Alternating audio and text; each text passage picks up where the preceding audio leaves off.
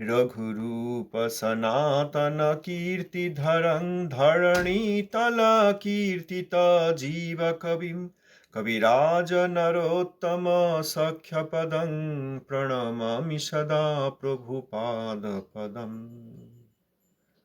रघुरूप सनातन कीर्तिधरं धरणीतल कीर्तित जीव कविं कविराज नरोत्तम सख्यपदं प्रणमामि सदा प्रभुपादपदं।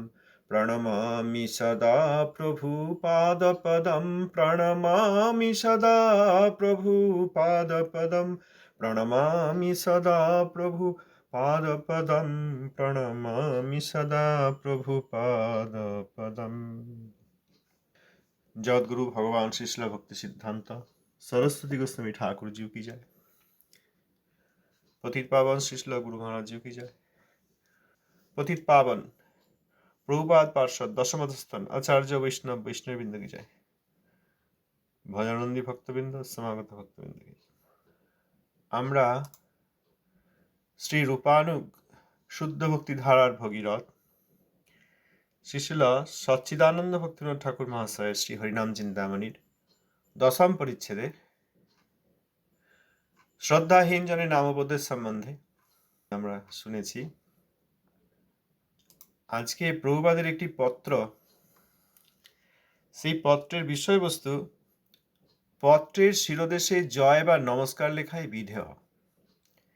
এই পত্রটি আমরা পড়ব।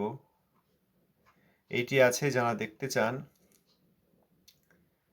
শ্রীল প্রভুপাদের পত্রাবলী আগর মঠরাজ শ্রী চৈতন্য মঠ থেকে প্রকাশিত, দ্বিতীয় খণ্ড ৭১ পৃষ্ঠায় আছেন।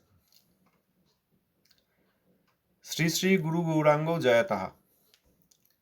Care of A K. Sarkar, ৪৮ number bungalow, Faizabad, UP. ৪ঠা কার্তিক ১৩৩৬, ২১ অক্টোবর ১৯২৯, ৩ দামোদর ৪৪৩। ৯৬ বছর আগে প্রভুপাদ এই পত্রটি লিখেছেন। পত্রের বিষয়বস্তু মর্যাদা পথে জয়োৎকর্ষ অথবা নমস্কার মুখে পত্রারম্ভ করা বিধি, পত্রের শিরোদেশে নাম মহামন্ত্র লেখা অসঙ্গত, প্রাকৃত সহজিয়ার রাধে রাধে শব্দোচ্চারণ, ছড়া সৃষ্টিকারীগণের চেষ্টা। স্নেহ বিগ্রহেষু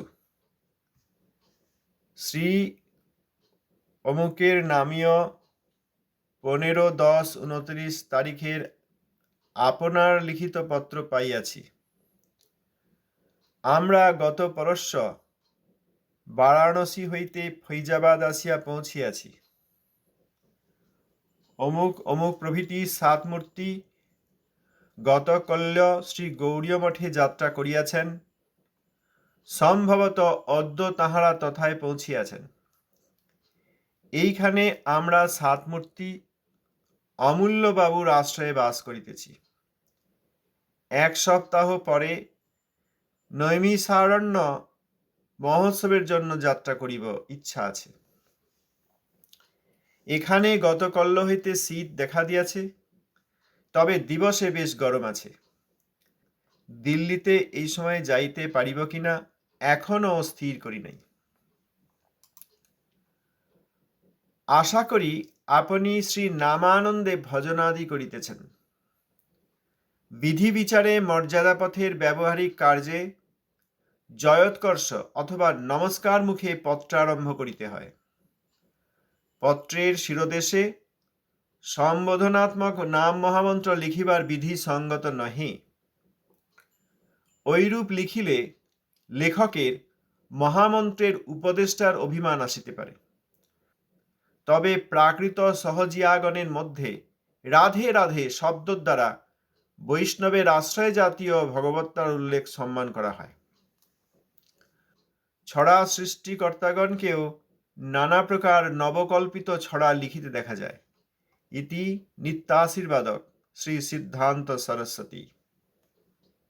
প্রভুপাদ পত্রটি লিখছেন, প্রথমেই উপরেই শ্রী শ্রী গুরু গৌরাঙ্গ জয়তঃ, জয়ধ্বনি।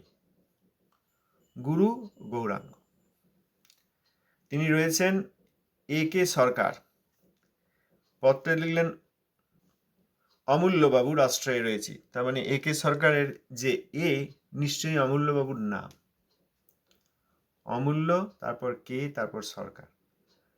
48 নম্বর বাংলো, অর্থাৎ অমূল্যবাবু নিশ্চয়ই কোনো বড় পদাধিকারী, সরকারি অফিসার বা বড় পদাধিকারী।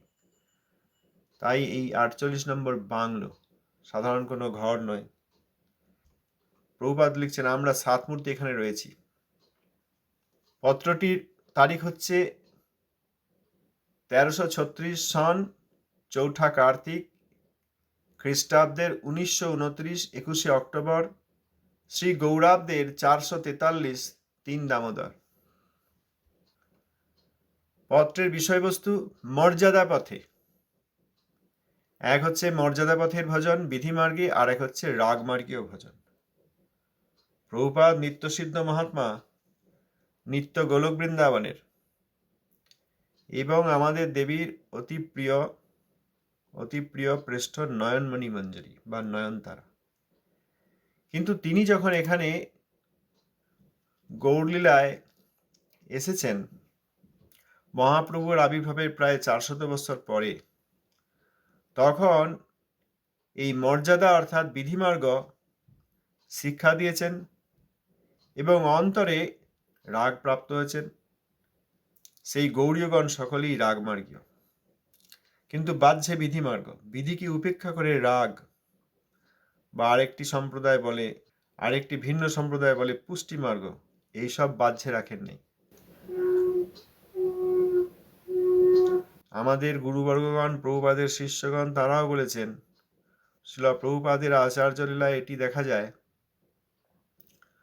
পূজিল রাগপথ গৌরব ভঙ্গে, মাতল হরিজন কীর্তন রঙ্গে। এই রাগপথকে সম্মান করে মস্তকের উপরে রেখেছেন, বাইরে সকলের সম্মুখে দেখার নেই। রাগ অন্তরের জিনিস, রাগ লোক দেখাবার জিনিস নয়। রাগ এবং ভজন লোক দেখাবার জিনিস নয়, এবং বাইরে বিধি পরিত্যাগ করে আমরা রাগাশ্রিত, এই কথা কখনো গৌরীয়গণ দেখাননি। অতএব রাগপথের যে সম্মান, সেইটি ভঙ্গ হওয়ার ভয়ে, যাতে ভঙ্গ না হয়, জগতের বদ্ধজীব যাতে বিধি আশ্রয় করে ভজনাদি করেন এবং তাতে রাগাশ্রিত শুদ্ধ ভক্তর আনুগত্য করলে যারা স্বাভাবিকভাবেই তারা যেন রাগমার্গ প্রাপ্ত হন, এই ব্যবস্থা করেছেন। এজন্য বাইরে মর্যাদা পথ সর্বদা।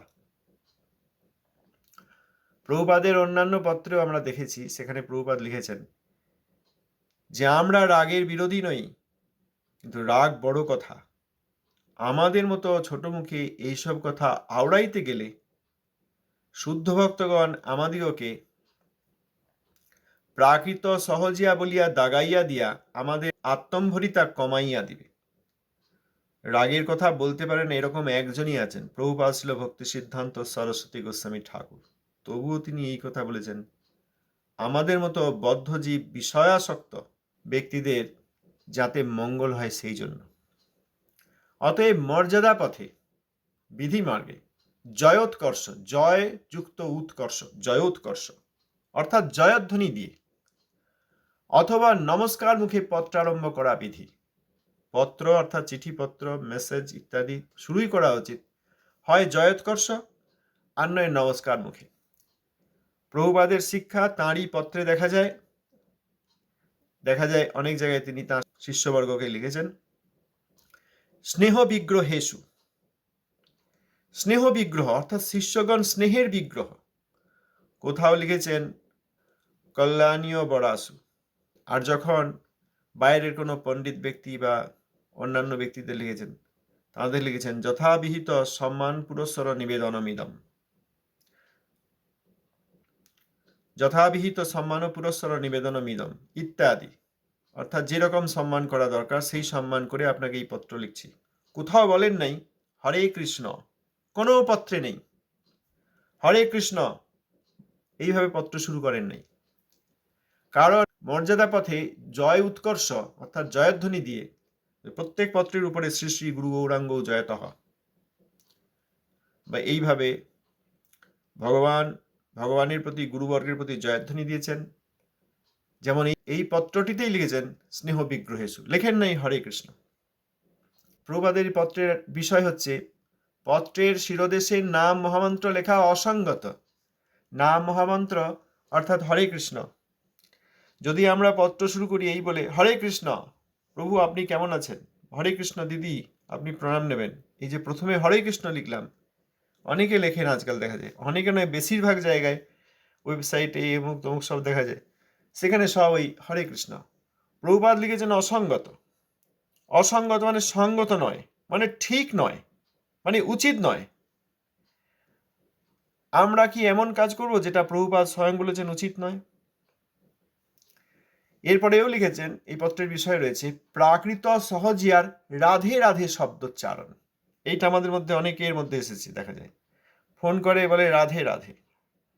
হ্যাঁ অবশ্যই, আশ্রয় বিগ্রহ, মূল আশ্রয় বিগ্রহের নাম তো আমরা নেবই, কিন্তু কার সামনে নিচ্ছি, কাকে পত্র লিখছি? আবার যখন রাস্তায় দেখা হয় অনেকেই বলেন রাধে রাধে। এই কোথা থেকে এসছে? প্রাকৃত সহজিয়াদের কাছ থেকে এসছে। প্রভুপাদ প্রকটকালে কাউকে ওইভাবে বলেন নাই। আর প্রাকৃত সহজিয়াদের অনেক ছড়া সৃষ্টিও করতে দেখা যায়। পত্র লিখছেন স্নেহ বিগ্রহেষু, এখানে স্টার দেয়া আছে, অ্যাস্টেরিক দেয়া আছে, সবার নাম দেননি, কারণ এখানে পত্রের বিষয়বস্তু এবং শিক্ষা সম্বন্ধে আমরা অনুসন্ধান করছি, কি শিক্ষা দিয়েছেন সেইটি অনুসন্ধান করছি, ওই জন্য কোনো কারোর নাম দেন নাই। এই পত্রগুলো যখন পরবর্তীকালে প্রিন্ট হয়েছে কারোর নাম দেন নাই। প্রভুপাদ পত্রে তো তার শিষ্য বা যাদের কথা বলছেন তাদের নাম দিয়েছেন, এখানে কারোর নাম দেননি, কারণ এসেন্সটা নেওয়া হচ্ছে। তবে যেসব ব্যক্তি, বিশেষ করে বাইরের ব্যক্তি, তাদের কথা সেখানে নাম আছে। যেমন এখানে লিখেছেন অমূল্যবাবুর আশ্রয় আছি, যে ব্যক্তির আশ্রয় আছেন সেই পত্র থেকে, অরিজিনাল পত্র থেকে যখন প্রিন্ট করা হয়েছে তার নাম বাদ দেওয়া হয়নি। শ্রী অমুক অমুকের নামীয় 15/10/29, 15ই অক্টোবর 1929 তারিখের আপনার লিখিত পেয়েছি। আমরা গত পরশু বারাণসী থেকে ফৈজাবাদে এসে পৌঁছেছি। প্রভুপাদ লিখছেন তার, প্রভুপাদ এবং তার ভক্তগণ সঙ্গের পার্ষদগণ গত পরশু বারাণসী থেকে ফৈজাবাদ, ফৈজাবাদ হচ্ছে অযোধ্যা, সেখানে পৌঁছেছেন। তারপর কয়েকটি নাম ছিল। এনারা 7 মূর্তি গতকাল শ্রী গৌরীয় মঠে ফিরে গিয়েছেন, সম্ভবত আজ তারা পৌঁছাবেন, একদিন সময় লাগবে। এইখানে প্রভুপাদ সহ 7 জন, 7 মূর্তি অমূল্যবাবুর আশ্রয়ে আছেন। ওই যে 48 নম্বর বাংলো, একে সরকার, কেয়ার অফ একে সরকার থেকে লিখছেন, অর্থাৎ অমূল্যবাবুর বাংলোয় প্রভুপাদ সহ 7 মূর্তি রয়েছেন। এক সপ্তাহ পরে নৈমিষারণ্যে মহোৎসবের জন্য যাত্রা করবেন, এই ইচ্ছা আছে। বলেন নাই যাত্রা করিব, ভগবানের ইচ্ছার জয় ঘোষক এইরকম মহাবৈষ্ণবগণ, আচার্য কুলচূড়ামণিগণ ভগবানের ইচ্ছার জয় ঘোষক। এই জন্য বলেন নাই 7 দিন পর যাব, ইচ্ছা আছে। 1 সপ্তাহ পরে তাঁরা নৈমিষারণ্য মহোৎসবের জন্য যাত্রা করবেন, এই ইচ্ছা আছে। এইবার ভগবানের যদি ইচ্ছা হয় তাহলে সেটা সম্পাদিত হবে, সেটা সম্ভব হবে। এই জন্য লিখেছেন ইচ্ছা আছে। এখানে গতকাল থেকে শীত দেখা দিয়েছে, হ্যাঁ অক্টোবর, তবে দিবসে বেশ গরম আছে, দিনের বেলায় গরম, সন্ধ্যা এবং রাত্রের দিকে ঠান্ডা দেখা যায়। দিল্লিতে এই সময় যেতে পারবেন কিনা এখনো স্থির করেননি। এই কথা বলার পর পরবর্তী প্যারাগ্রাফে প্রভুপাদ বলছেন, আশা করি আপনি শ্রী নামানন্দে ভজনাদি করিতেছেন। শ্রী নামানন্দে ভজনাদি করিতেছেন, অর্থাৎ যাকে লিখছেন প্রভুপাদের প্রিয় শিষ্য, তিনি নাম ভজনকারী,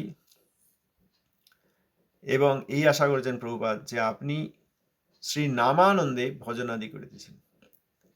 এরপর বলছেন, বিধি বিচারে মর্যাদা পথের ব্যবহারিক কার্যে জয়োৎকর্ষ বা নমস্কার মুখে পত্রারম্ভ করিতে হয়। এই যে দণ্ডবত প্রণাম, আমরাও এখন তো পত্র লেখা বোধহয় অনেক কমে গেছে, ফোন করে দিচ্ছে, টেক্সট মেসেজ করে দিচ্ছে, কেউ ইমেল করে দিচ্ছে। আগে যখন এই post card, envelope, inland letter card এসব পাঠানো হতো, বৈষ্ণবদের পত্র বাড়িতে এসেছি এবং বাড়ি থেকেও বাবা মা লিখতেন, দেখতাম। লেখা হতো শ্রী শ্রী বৈষ্ণব চরণে প্রণতিপূর্বক নিবেদন। শ্রী শ্রী বৈষ্ণব চরণে প্রণতি অর্থাৎ নমস্কার। এই যে প্রভুপাদ বলছেন নমস্কার মুখে বা জয়ধ্বনি দিয়ে সম্বোধনাত্মক নাম হে কৃষ্ণ, তারপরে প্রভু আপনি কেমন আছেন বলেন নেই, সঙ্গত নয় বলেছেন। পত্রের শিরোদেশে সম্বোধনাত্মক নাম মহামন্ত্র লিখিবার বিধি সঙ্গত নয়। কিভাবে পত্র শুরু করতে হয়? জয়োৎকর্ষ দিয়ে, জয়ধ্বনি দিয়ে, শ্রী শ্রী গৌদ্রুমচন্দ্রায় নমঃ, শ্রী শ্রী গৌরাঙ্গ বিধুর জয়তী, শ্রী শ্রী গুরু গৌরাঙ্গও জয়তঃ ইত্যাদি জয়ধ্বনি দিয়ে, আর বৈষ্ণব চরণে দণ্ডবত প্রণতিপূর্বক নিবেদন। আর যদি কাউকে লেখেন যিনি প্রকৃত বৈষ্ণব নন বা সমাজে সম্মানীয় ব্যক্তি, তখন লিখছেন বিহিত সম্মান পুরস্কার নিবেদন, যথাবিধি সম্মান পুরস্কার নিবেদন ইত্যাদি। অর্থাৎ যেরকম সম্মান করা দরকার সেই সম্মান অনুসারে আমি নিবেদন করছি। পত্রের শিরোদেশে সম্বোধনাত্মক নাম মহামন্ত্র লিখিবার বিধি সঙ্গত নহে। তা ঠিক নয়, সঙ্গত মানে উচিত নয়। যদি সম্বোধনাত্মক নাম মহামন্ত্র মানে কি, হরে মানে কি, হে হরে, হে দেবী, আমরা যদি বলি হে দেবী, তারপরে বলি প্রভু আপনি কেমন আছেন, আমরা ভেবে বলি না, এই জন্য আমরা বুঝতে পারি না। যদি বলি হে কৃষ্ণ, তারপরে এই যে প্রভু আপনি কেমন আছেন, ভগবানকে ডাকা হলো, তারপরে বলা হচ্ছে প্রভু আপনি কেমন আছেন। এই সম্বোধনাত্মক মহামন্ত্র কলিযুগ পাবনবতারী শ্রী গৌরসুন্দর যে মহামন্ত্র দিয়েছেন, এইটি সম্বোধনাত্মক। হরে কৃষ্ণ এবং রাম, হে হরে অর্থাৎ হে দেবী, হে কৃষ্ণ আর হে রাধারমন, এই সম্বোধনাত্মক নাম লেখা বিধিসঙ্গত নহে, উচিত নয়। আমরা কি সেটা করব যেটা তিনি সঙ্গত নয় বলেছেন? কেন উচিত নয়? প্রভুপাদ তার পরের বাক্যে লিখেছেন, ঐরূপ লিখিলে লেখকের মহামন্ত্রের উপদেষ্টার অভিমান আসিতে পারে। এরম যদি কেউ লেখেন হরে কৃষ্ণ, প্রভু দণ্ডবত প্রণাম, আপনি কেমন আছেন, হরে কৃষ্ণ দণ্ডবত প্রণাম, আমরা এখানে এসেছি ইত্যাদি, তাহলে সম্বোধনাত্মক নাম যে হরে কৃষ্ণ লেখা হলো, এতে যিনি লিখছেন পত্র তার নিজের মধ্যে মহামন্ত্রের উপদেষ্টার অভিমান আসতে পারে। প্রভুপাদ যখন বলছেন তখন আমাদেরকে তো বুঝতেই হবে। লেখক মনে করবেন এই যে আমি হরে কৃষ্ণ লিখলাম, অর্থাৎ আমি তাকে নাম উপদেশ করলাম। কেন? পত্রটি যখন পড়বে তখন এই পত্রের শুরুতেই বলবে হরে কৃষ্ণ, তাহলে তার নাম উচ্চারণ হলো, তাহলে আমি তাকে নাম বলালাম, আমি উপদেশক হলাম। এই উপদেষ্টার অভিমান আসতে পারে। উপদেষ্টার অভিমান কখনোই ভালো নয়। আমরা এই পত্রটি এখন পড়ছি, আমাদের হৃদয়ে এলো কারণ আমরা এই যে শ্রদ্ধাহীন জনের নাম উপদেশ শুনলাম ঠাকুর মহাশয় শ্রী হরিনাম চিন্তামণি থেকে। শ্রদ্ধাহীনকে নাম উপদেশ করতে নেই। প্রথমে নাম মাহাত্ম্যের প্রচার করতে হয় উচ্চ সংকীর্তনের দ্বারা, তাতে জীব শ্রবণ করবে, নামের মাহাত্ম্য শুনে সেই জীবের হৃদয়ে শ্রদ্ধা আসবে। শ্রদ্ধা আসলে তখন তিনি যোগ্য গুরুদেব মহাবৈষ্ণব তিনি অনুসন্ধান করবেন, এবং অনুসন্ধান করে যখন মহাবৈষ্ণব গুরুর সন্ধান পাবেন তখন তার কাছ থেকে শ্রীনামের উপদেশ নেবেন। কতগুলি স্টেপ হলো। সোজা সরাসরি গিয়ে কেউ উপদেশ করেন না। আমরা তো এখন উপদেশকই বেশি দেখতে পাই। কারণ যদি শ্রদ্ধাহীন জন হয়, কেউ শ্রদ্ধা না থাকে, তাহলে যিনি উপদেশটা তিনি নরকে গমন করেন। কারণ নাম পেয়ে তারা নামাপরাধ করবেন, তাদের শ্রদ্ধা নেই। অতএব যিনি নাম দিলেন তিনি গুরু হলেও তার এই ভক্তিবাদ হবে, দুরাচার হবে, মায়াভ্রমে পড়বে এবং নরকে পতিত হবেন। শিষ্য গুরু উভয়ই নরকে পতিত হবেন। অনেকেই ভাববেন আবার কি কথা, হরিনাম করছেন, হরিনাম দিচ্ছেন, হরিনামে প্রচার হচ্ছে, নরকে গতি হবে? এই কথাই তো ঠাকুর মশাই বললেন। আর এই পত্রটিতে প্রভুপাদ বলছেন যে পত্রের উপরে চিঠি, পত্র, মেসেজ, টেক্সট, ইমেল যাই বলুন বা এইসব বিষয়ে প্রথমে যদি এই সম্বোধনাত্মক নাম মহামন্ত্র হরে কৃষ্ণ বলা হয় তাহলে সেটি অসঙ্গত হবে। কারণ এইরকম লিখলে যিনি লিখছেন তার আমি মহামন্ত্রের উপদেশক বা আমি উপদেষ্টা, এই অভিমান আসতে পারে। তাহলে প্রভুপাদ যাদেরকে লিখছেন তারা তো প্রভুপাদের শিষ্য, আর প্রভুপাদ তো উপদেষ্টা বটেনি, তিনি তো আচার্য কুলচূড়ামণি, গৌরীয় গগনের সূর্য, তিনি গুরু শিরোমণি তিনি শিষ্যদেরকে তো নাম উপদেশ করেইছেন, কিন্তু তবুও পত্রে আমাদের শিক্ষার জন্য কখনো হরে কৃষ্ণ লেখেন নাই। তাহলে আমরাও লিখতে থাকবো? আমরা তো আর অনুসরণ করবো না, আমরা অনুকরণ করতে থাকবো। অনুকরণিক পদ্ধতি আমাদের, যা করছেন আমরা সেটা না বুঝে ওই উনি যা করেছেন আমি তাই করব, এরকম ধারণা আমাদের। প্রভুপাদ কখনো লেখেন নাই। তাহলে শ্রদ্ধাহীন জনের নাম উপদেশ তো দেওয়াই হবে না। এই পত্রটি কেন আসছে এখানে? বিশেষ করে যে কোনো প্রসঙ্গই প্রাসঙ্গিক, অপ্রাকৃত বিষয়ে এই পত্রটি বিশেষ করে এখানে কেন আসছেন?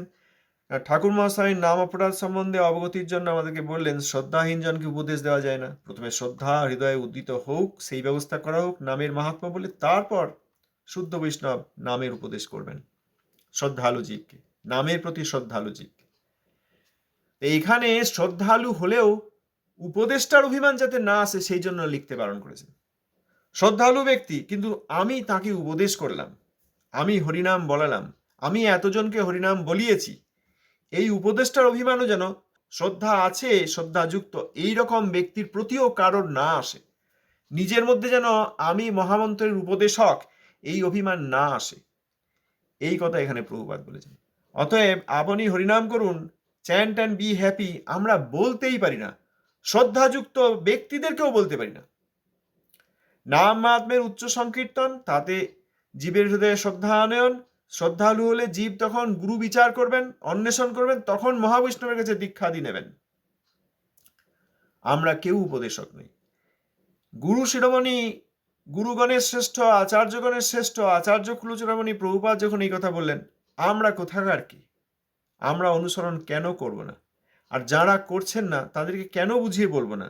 আর যারা করছেন না বুঝলেও তারা যখন স্বীকার করবেন না, কেন তাদের সঙ্গ করব? প্রভুপাদ যেটা সঙ্গত বললেন না সেইটাই সবাই করছেন, কারণ কেউ এইসব কখনো পড়েননি, কেউ জানেন না। যাকে প্রচার মনে করা হচ্ছে সেইটি আসলে হয় বেশিরভাগ ক্ষেত্রে শ্রদ্ধাহীন জনকে নাম উপদেশ রূপ অপরাধ, নরক গমনের কারণ, আর না হয় শ্রদ্ধাযুক্ত হলেও আমি উপদেশক, আমি হরিনামের উপদেষ্টা এই অভিমান আনে।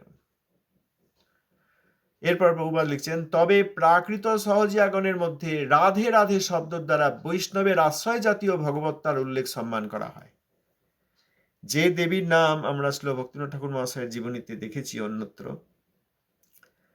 সেখানে শ্রীমৎ তীর্থ গোস্বামী মহারাজ, যিনি ভক্তিনাথ ঠাকুরের শিষ্য এবং প্রভুপাদের কাছে সন্ন্যাস, অতএব প্রভুপাদের শিষ্য অভিমানকারী, শ্রী তীর্থ গোস্বামী মহারাজ তিনি তাঁর জীবনে যেভাবে শ্রী ভক্তিনাথ ঠাকুরকে দেখেছেন একদম নিকটস্থ হয়ে, তাতে বলেছেন যে দেবীর নাম তিনি সচরাচর যে কারোর সামনে মুখে আনতেন না, হৃদয়ের অন্তরতম প্রকোষ্ঠে তিনি রাখতেন।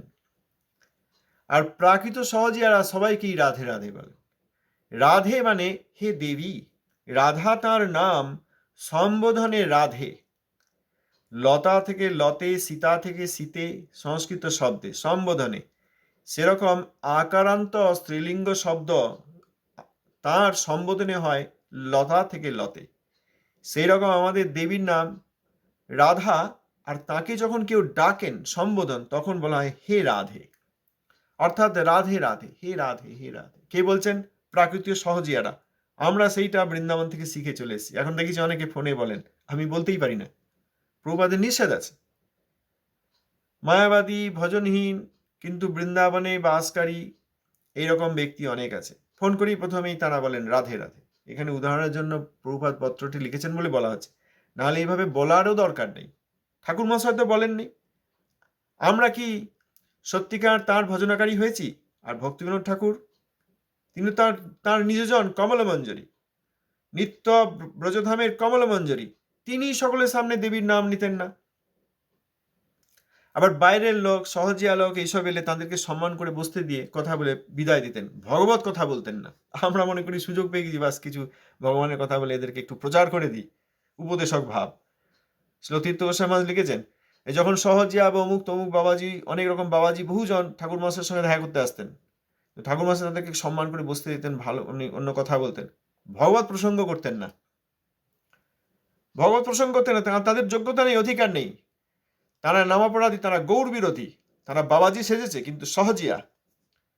তাহলে যেসব প্রাকৃত সহজিয়ারা দেবীর নাম নিচ্ছেন এইভাবে রাধে রাধে, আমরা সেইগুলি শিখে নিয়েছি। প্রভুপাদ লিখছেন, তবে প্রাকৃত সহজিয়াগণের মধ্যে রাধে রাধে শব্দ দ্বারা বৈষ্ণবের আশ্রয় জাতীয় ভগবত্তার উল্লেখ সম্মান করা হয়।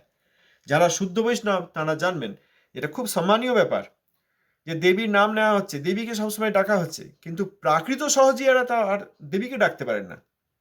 তারা এই ভজনের আছিলায় ভজনের ব্যবহারের অভ্যন্তরে আসলে লুকিয়ে তারা গৌর বিরোধী, নিতাই বিরোধী। তারা আবার দেবীর নাম নেবেন কি করে? শুদ্ধ ভক্তগণ জানেন যে দেবীর নাম সম্বোধনাত্মক, সবসময় তো ডাকবেন, হে দেবী কাকুভর গদ গদ ইয়াদ্য বাচা যাচ নিপত্য ভূবি দণ্ড বদুৎপতার্থী ইত্যাদি। শুদ্ধ বৈষ্ণব অন্তরে রাগাশ্রিত হয়ে, রাগানুগ হয়ে তারা তো ডাকবেনই, কিন্তু এই জগতের লোকের সামনে দেবীর নাম রাধে রাধে বলা, এটা প্রাকৃত সহজিয়াদের মধ্যে দেখা যায়। এটা শুদ্ধ বৈষ্ণবগণ কি এর অর্থ জেনে সম্মান করলেও এই প্রাকৃত সহজিয়াদের অনুসরণে বা অনুকরণে যে কাউকে দেখা হলেই বা পত্রে এরকম রাধে রাধে বলা, এইটা শুদ্ধ বৈষ্ণব কখনো করেননি। প্রভুপাদ কখনো কাউকে এইভাবে বলেছেন? দেখা হলে ও রাধে রাধে, অত সহজ নয়। ও দেবীর নাম অনেক অন্তরতম প্রকোষ্ঠ। তাইলে অপ্রাকৃতে কৃষ্ণের লাদিনী সার শক্তি মূল আশ্রয় বিগ্রহ, যিনি জীব তত্ত্বের মধ্যে নন, যিনি স্বরূপ শক্তিগত, যার প্রথম কাব্যই তার অষ্ট সখী, 8 জন সখী, সেই দেবীর নাম আমরা যে কারো সামনে নিয়ে নেব। সহজিয়া, দুশ্চরিত্র, গৌর সুন্দরের সম্মান নেই, মহামন্ত্রের সম্মান করে না, প্রভুপাদকে সম্মান করে না, প্রভুপাদের ধারা এসেও প্রভুপাদের শিক্ষা নেয়নি, এইসব ব্যক্তির সামনে দেবীর নাম নিয়ে নেব? কি রকম আমাদের শ্রদ্ধা, কি রকম ভক্তি আমরা দেখাচ্ছি? আমরা অন্তর, এই যে বললেন আশ্রয়, এখানে বিরাট কথা বোঝার আছে। তবে প্রাকৃত সহজিয়াগণের মধ্যে রাধে রাধে শব্দ দ্বারা বৈষ্ণবের আশ্রয় জাতীয় ভগবত্তার উল্লেখ সম্মান করা হয়। এই বাক্যটা বুঝতে কয়েক বছর সময় লাগে, এখনো ঠিক করে বোঝা যায় না। প্রাকৃত সহজিয়াগণ বলছেন রাধে রাধে, এটা বৈষ্ণবের আশ্রয় জাতীয় ভগবত্তা, দেবীও ভগবতী। কৃষ্ণ যেমন ভগবান, তার স্বরূপ শক্তির মূল আশ্রয় বিগ্রহ দেবী ভগবতী, এ কোনো ভেদ নাই। রাধাকৃষ্ণ ওই চয় একই স্বরূপ, লীলার রস আস্বাদিতে হয় 2 রূপ।